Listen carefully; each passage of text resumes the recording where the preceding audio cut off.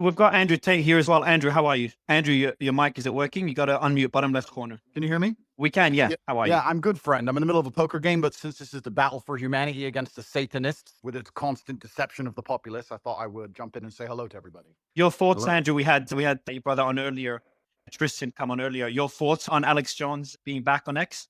I'd rather hear his thoughts on Elon Musk being the biggest maverick of the last 500 years. I'm not kissing ass here, Elon. You've got big ones, man, on every front. You are literally overturning the entire power structure. I was just going to say this and let Andrew get in, but I just want to say this while you're here. You are literally changing the entire paradigm, and you've definitely got the system scared. And so everybody needs to support X. Everybody needs to support the sponsors on X. I personally am doing all my Christmas shopping this year with all the great gadgets and stuff that are on X. But I'm going to shut up now. But I would imagine instead of talking about Alex Jones, I'd like to hear Andrew Tate talk about or ask questions to Elon Musk. Yeah, well, Alex is certainly a friend of mine. I've known him for a long time, and I'm extremely happy he's back. I've celebrated that publicly, but Alex nailed it. Elon is taking the biggest risk here. It takes unlimited energy to propagate lies. You have to continually repeat them, and you have to continue to try and falsify information and hide the truth to keep lies afloat. And this simple purchase, you call it simple, the purchase of a simple website has literally cracked the matrix in real time, and it becomes extremely difficult now to run the psyops they were previously running and enslave the populace, which is their primary goal. So Elon is a hero, absolutely.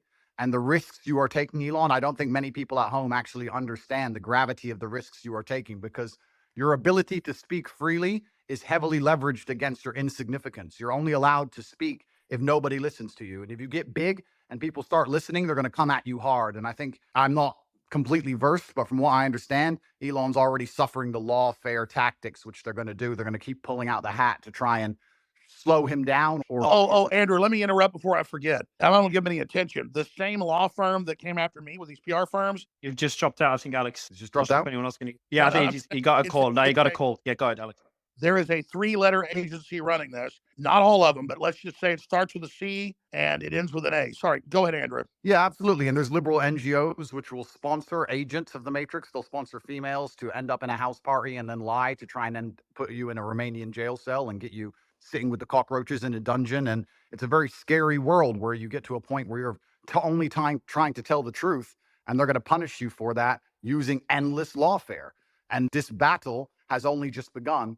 But the Matrix has truly cracked now, and it's going to be extremely hard to lie to us like they did before with X, the way it currently is. And I think it came at exactly the right time. I almost, without trying to sound pessimistic, there was a point where I kind of felt like I was losing hope. You couldn't tell the truth about anything.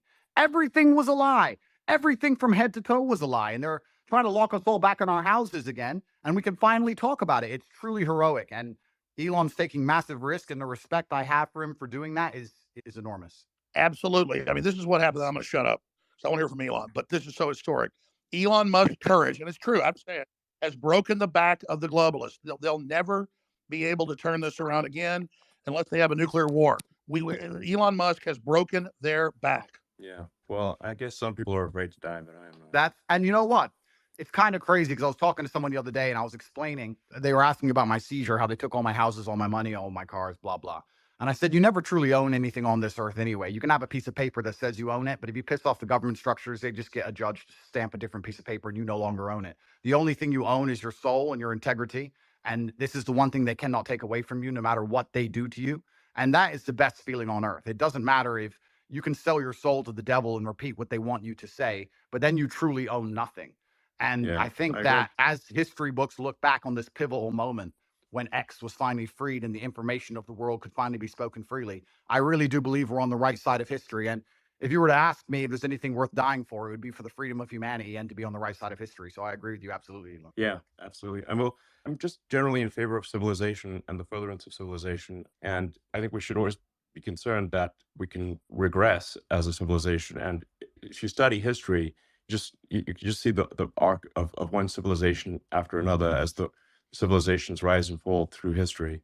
We've been in a period of civilization rising very rapidly, but we should be concerned that we may be cresting, we may subside. And there are many times where I get late stage civilization vibes, and I'm just worried that maybe we're cresting as a civilization and have set it for a fall. So, yeah. Well, I agree with you because I truly believe, and a lot of people have said this before me, this is not original idea, but I think as AI and machines and tech increases, a lot of people are going to be deemed useless by the overlords. And then you have to sit and decide, what are they going to do with all these people who have hopes and dreams, and they want healthcare, and they want a garden, and they want a house to live in, and they don't want to be treated like cattle. They're going to become extremely inconvenient. So I don't think many people at home understand that this war cannot be avoided. I've had a lot of people who understand why they threw me in jail in Romania and understood I've done nothing wrong. And they said to me, why do you take up this fight? Why you don't just delete your Twitter and disappear and drive a Ferrari all day? And I explained that this war cannot be avoided. You're either on the front line and you're fighting for something, or you're sitting waiting to die. You're waiting for the Mongol horde to come over the horizon and chop your head off.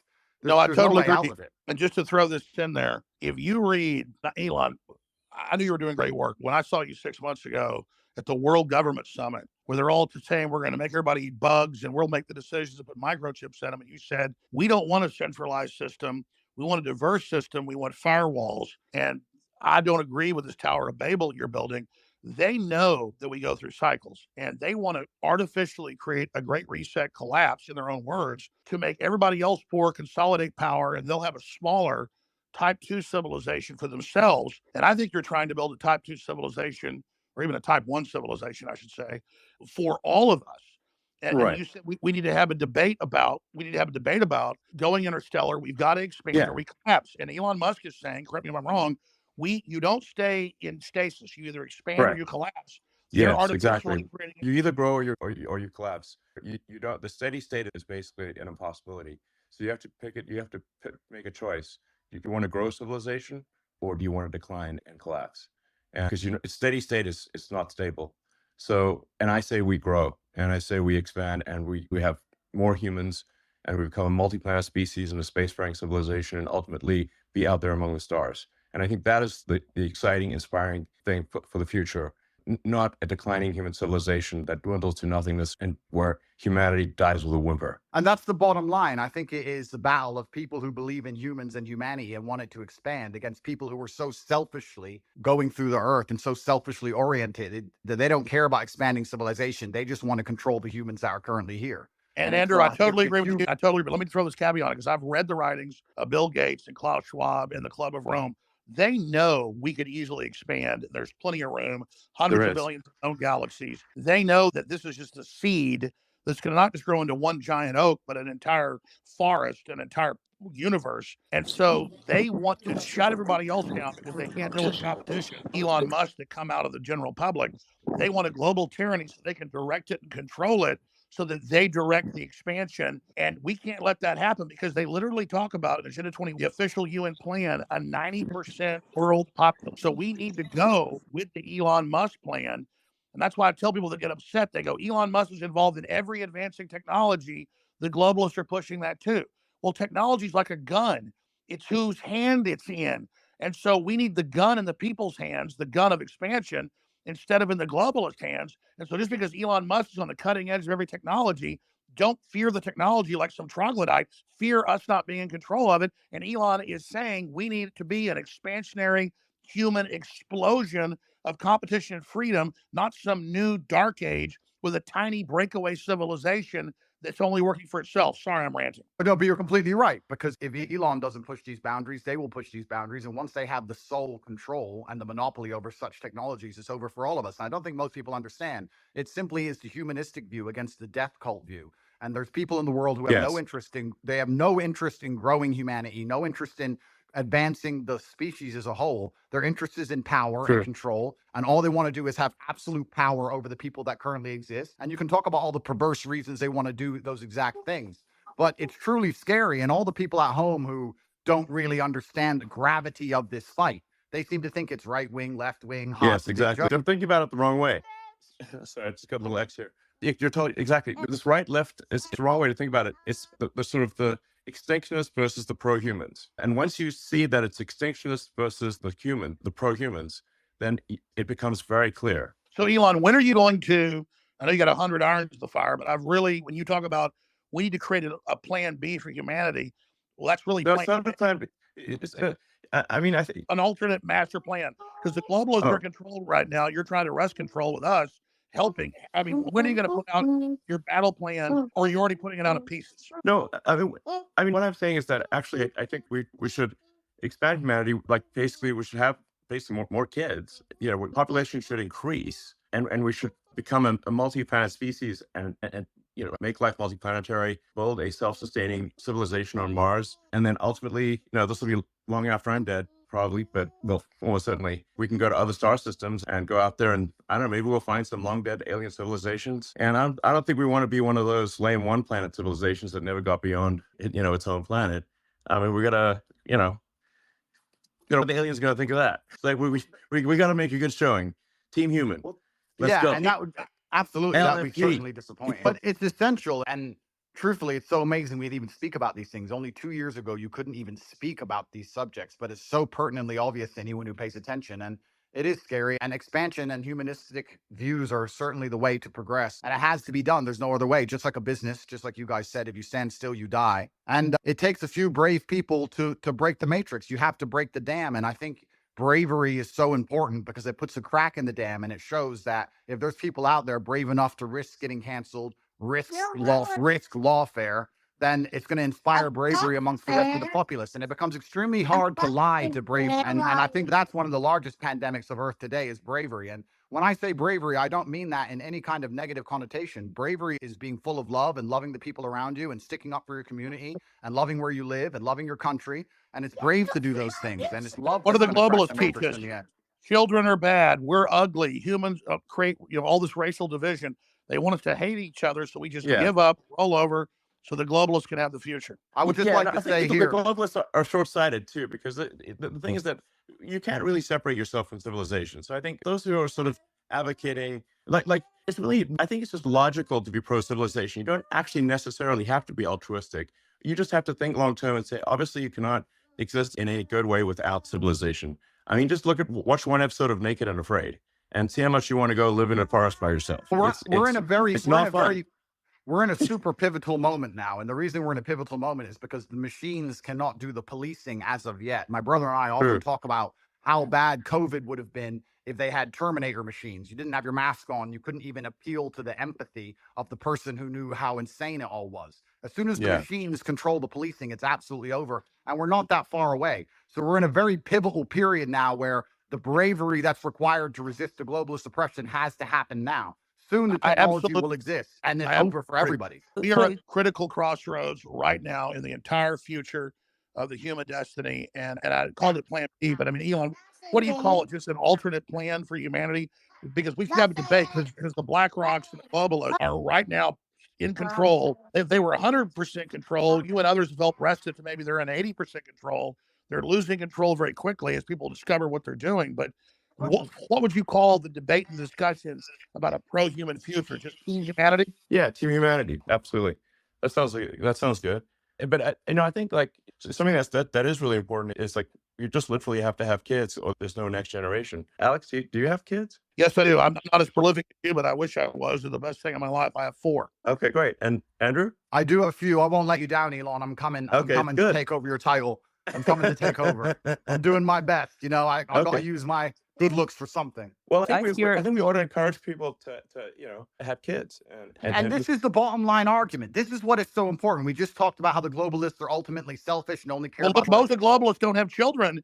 And of course, because they're selfish. Here's the When you thing. have You guys are all attacking the globalists, but if you ask a globalist, like I have friends who I would consider globalists, you ask them, their ideologies are aligned that they believe that somebody living across the world is just as valuable as somebody who lives in America. And I know, you know, there's they've already enslaved the third world, and then that's not how everybody who you would categorize as. no, you're right. There's a lot of useful idiot globalists. Globalists at the top are depopulationists. That's their religion. So maybe if you want to look at the top, you can say globalists at the top. Some of them might have that view, but you know, if you just talk to an ordinary person who views themselves as a globalist, they're not saying, "Oh, you know, I'm evil." They're not an evil person. They just have this belief that every human being around the globe is equal. That's I would all call they're that an looking at. So, internationalist. That's an internationalist. A globalist wants one world government run by corporations. yeah, well, I mean, I think you can label them differently, but I think if you talk to somebody who's Well, a Henry globalist, they're going to. Kissinger was a globalist. Victor Brzezinski was a globalist. I'm not trying to be mean to you, but their number one rule is the earth is too small. We can't expand. We've got to bean count and put everybody on rations. We've got to social engineer and end the normal human program because humans are failed. They want to turn us into factory farm humans. Those are allowed to survive. Yeah, I think I'll answer the question. Sorry, please. guys. If I can just say, like, some of these titles are a little confusing. If someone's an internationalist or a globalist, I think where what can achieve some disambiguation here is to say, like, does someone have as an axiomatic belief that there are too many people on the earth, or do they not? Do they believe that the earth can sustain the current population, or do they think it cannot? Now, the reality is Earth can actually handle a human population probably 10 times larger than the current Yes. population. Earth is actually very sparsely populated by humans. We only see density because if we're in a dense urban environment like New York or Boston, London, or something like that. But if, like, here would be like a good test. If you took a plane from LA to New York and you try to drop a bowling ball and hit somebody, your chances of success are basically zero. You'd have to drop 10,000 bowling balls, maybe. Yes. You just, and I'll tell you sort of something that may scare people a little bit, is that there are thousands of objects falling onto Earth from space all the time. But how often do you hear about someone actually getting hit by falling by meteorites? Absolutely. There's one known case of a woman with her house getting hit by one. Elon, Yeah. I want to just respond to Ed actually for a second, because again, when it comes, I think it's good to get a good counter view here. I think that there's two different things going on, Ed, and I know what you're trying to say. There's a separate point about your obligations, right? So you can, and I believe everything has been said about the importance of expansionism for humanity being pro-civilization, and expansion pro-human race to win. That's like a separate axis, though, from saying where are your obligations where you are, right? So we talked about procreation and family. Then we talked about the nation. Well, look, I have two kids. As a father, my moral obligation, I believe, is first and foremost to my family. And then, let's say, as a president, my moral obligation is to the citizens of the nation that I lead. And then you can worry about hunger in the Congo or whatever else needs to happen in the Darfur or in other places. And so I don't think that you're saying necessarily that life... Charity begins at home. Exactly. And that's not saying that life abroad is any less valuable inherently. And so when you say, like, the globalist view is that all it's saying is that all life is equal wherever it is on Earth, it's not like, I think an alternative view is countering that. There's also just a separate place in terms of where you're situated. Where's your obligation, right? As a father, it's to your family. As a president, it's to your country. And just because you believe that's the hierarchy of your obligations means somebody else is the leader of one of those other countries. And that's an obligation that they have too. But that's like a different discussion. Well, the neoliberals, Yep. Vivek, the neoliberals in their own PR, they're the ones doing the worst things on the earth. They just say, oh, we want global government because we want to give Africa's representation. Then they lock them down for 3 years and starve 30 million of them to death and then organize them to flood us as a political underclass. This is cold-blooded Henry Kissinger State Department Memorandum 200.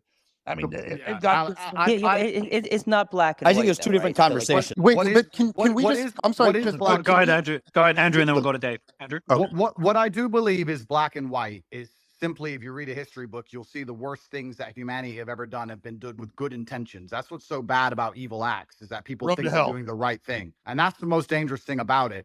And this idea that they look at all human life as sacred and all the same, I actually disagree. I think the reason they will prioritize people in a third world country, for example, you'll say it's because they see us as equal. I think it's because they see us now as spoiled and annoying. They don't like that we need pensions and living space and healthcare. They simply want slaves and a robot class, and they'll do anything it takes to get it, and they'll get it from anywhere they can. And when someone comes along and says, well, my intentions are good, I'm not interested in that, because you can name any Holocaust or any atrocity in history. The people didn't think they were the bad guys. They often thought they were the good guys. And I guess the easy way to look at life is you want to be having as many children as possible. You want to pray other people do the same, and you want those people to enjoy freedom. And anyone who's coming along restricting speech, restricting access to certain things, restricting movement, all they're doing is trying to restrict so they can control. And nobody in a history book ever who did that either was the good guy. I think it's very clear to see who's on the right side of history and who isn't. And I advocate freedom for everybody. If I had disagreed with absolutely everything Alex said, I'd still be glad he's back on X. And these people can't even handle a different opinion. Do you think they're going to allow the people who have a different opinion to them to share water or share food or share anything else once they have And the absolute reason they don't control? want another opinion is they want to misrepresent what Elon Musk or Andrew Tate or Vivek Ramaswamy or any of, I'm telling you, they want us silenced so they can lie about what we said.